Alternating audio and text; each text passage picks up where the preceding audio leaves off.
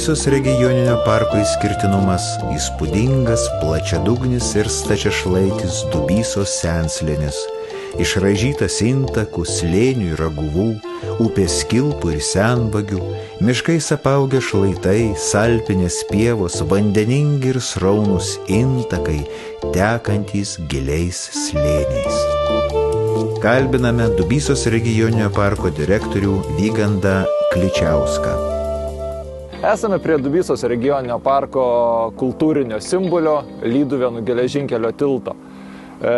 Lyduvėnų geležinkelio tiltas yra valstybės saugomas objektas, nes tai yra pats aukščiausias, pats didžiausias tiltas Lietuvoje. Jo ilgis yra be 1,6 m, o aukštis 42 metrai. Šis tiltas 2008 metais yra pripažintas kultūros paminklu. Lyduvėnų geležinkelio tiltą 1916 metais pastatė vokiečiai. Tiltas buvo visas medinis, iš medinių konstrukcijų, todėl jisai lingavo, svyravo važiuojant traukiniu ir buvo nesaugus. Todėl po 2 metų, 1918 metais, buvo pastatytas gelžbetoninis tiltas. Antrojo pasaulinio karo metais vokiečiai traukdamiesi, tai buvo 1944 metai, šį tiltą susprogdino. Tarybinė armija per 29 dienas šitą tiltą atstatė.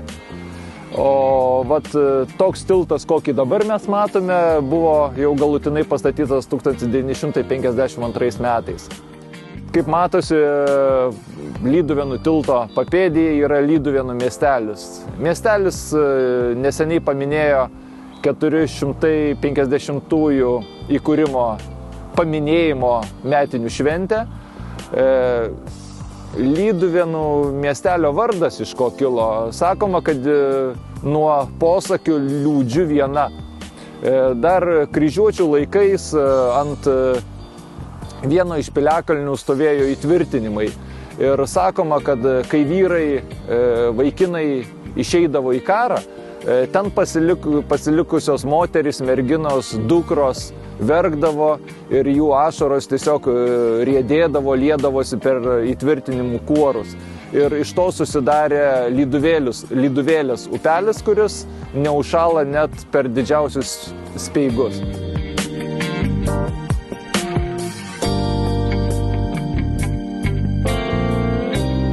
Šiuo metu mes esame Padubysio poilsiavietėje.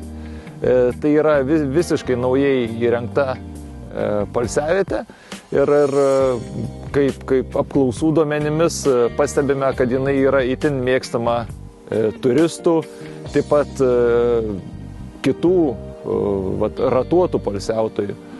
Ši poilsiavietė yra dėkingoje vietoje, todėl kad šalia yra kultūros paveldo objektas Padubysio piliakalnis, taip pat įrengtas gamtinis pažintinis takas, todėl čia turistai gali ne tik stovyklauti ar kitaip iškeliauti, tačiau ir susipažinti su greta esančiais kultūros ir gamtos paveldo objektais.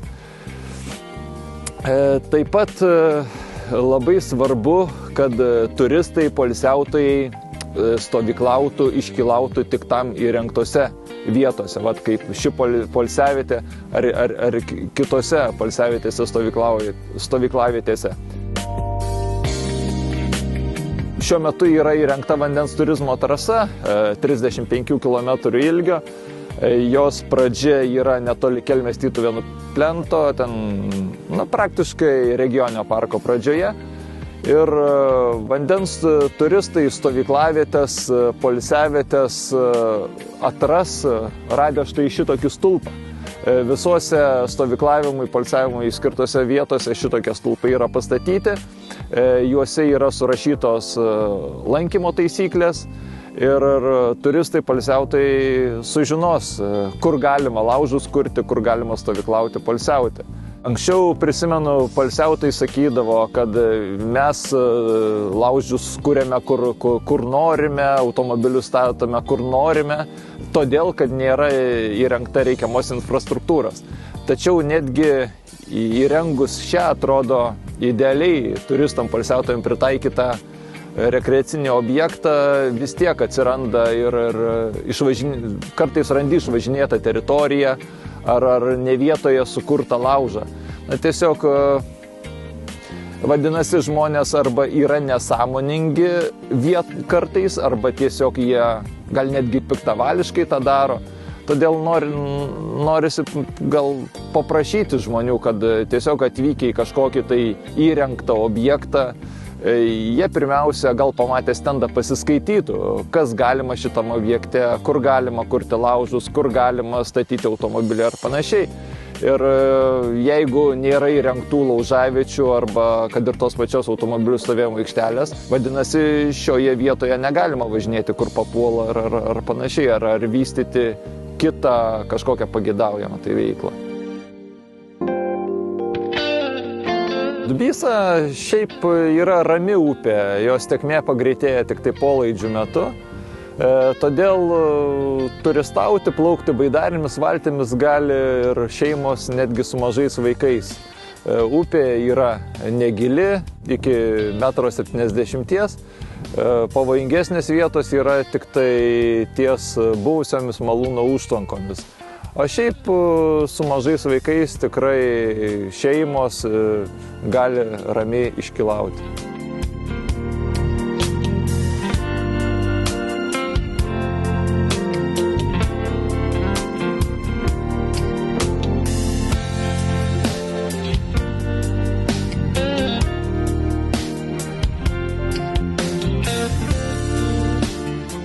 Esame ant Ročiškės piliakalnio, nuo kurio geriausiai atsispindi Dubysos slėnio kraštovaizdžio grožis.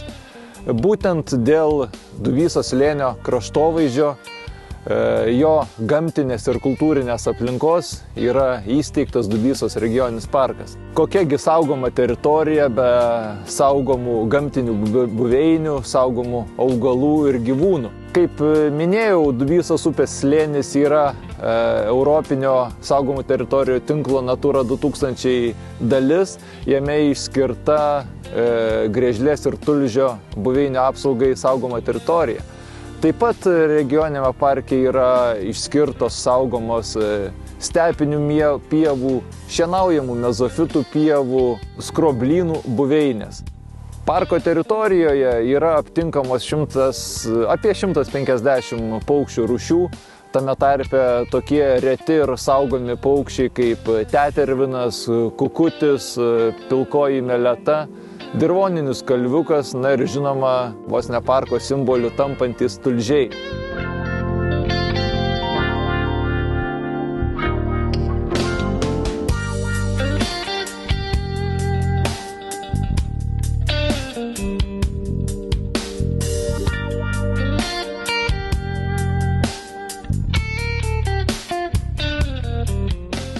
Mes esame Ugionių šventovėje.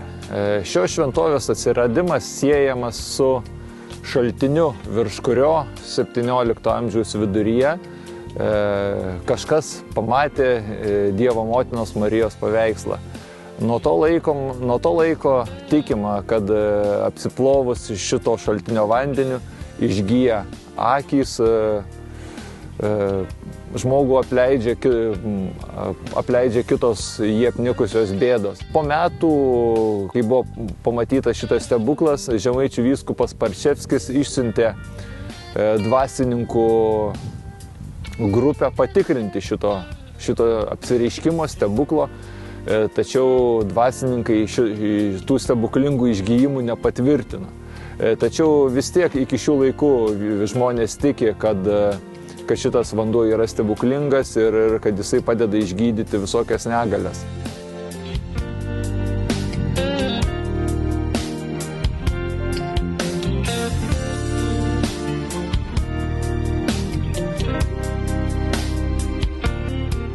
Planuojama dviračių turizmo trasa prasideda ties Betygala, o ties Ugionimis kabančių lieptų persikelia į kitą Dubysos pusę ir ties Betygalos miesteliu, taip pat per kitą kabantį lieptą sugrįžta atgal į Betygalą.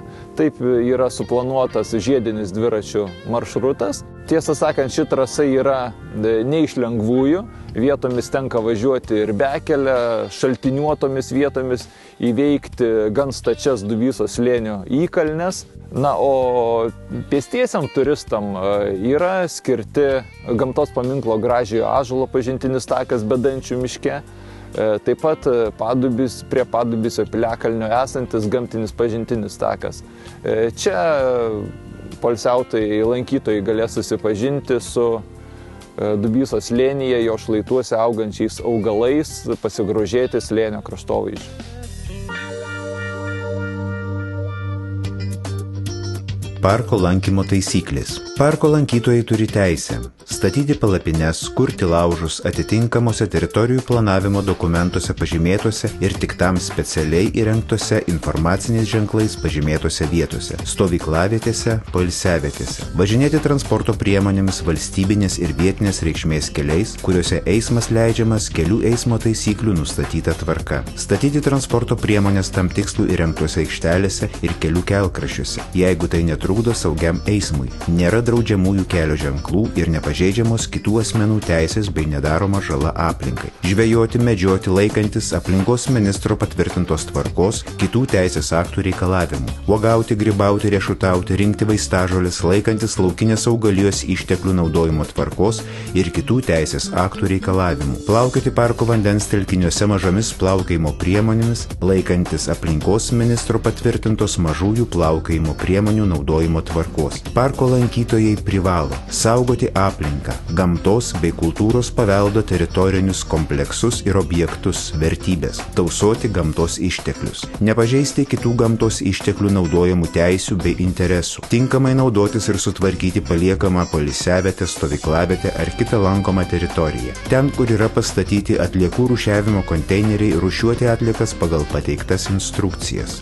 Mokomose stovyklavietėse ir poilsiavietėse sumokėti nustatyto dydžio mokestį teritoriją aptarnaujančios institucijos įgaliuotiems asmenims. Saugiai elgtis su ugnimi. Laužus kurti tik specialiai tam įrengtose laužavietėse, kurios pažymėtos atitinkamai ženklais. Nuolat prižiūrėti užkurtą laužą, o baigus kūrenti kruopščiai užpilti laužavietę žemėmis arba vandeniu, kol jis visiškai nustos rusenęs. Pastebėję gaisrą jį užgesinti, o jei tai atlikti neįmanoma, apie gaisrą nedelsiant pranešti priešgaisrinės apsaugos tarnyboms, o esant galimybei ir parko direkcijai vietos savivaldos institucijai. Apie pastebėtus gamtos ir kultūros paveldo objektų niokojimo atvejus, saugomų teritorijų režimo ir kitus pažeidimus, atsižvelgiant į pažeidimo pobūdį, pranešti policijai, aplinkos apsaugos inspekcijai, parko direkcijai. Vykdyti teisėtus įgaliotų aplinkos apsaugos institucijų bei jų pareigūnų reikalavimus, netrukdyti jiems vykdyti aplinkos apsaugos kontrolės funkcijų. Organizuoti sąskrydžius, sporto, kultūros, sveikatingumo ir kitus masinius renginius, kuriuose dalyvauja daugiau kaip 100 žmonių, parke leidžiama tik raštu tai suderinus su parko direkcija ir teritorijos savininku,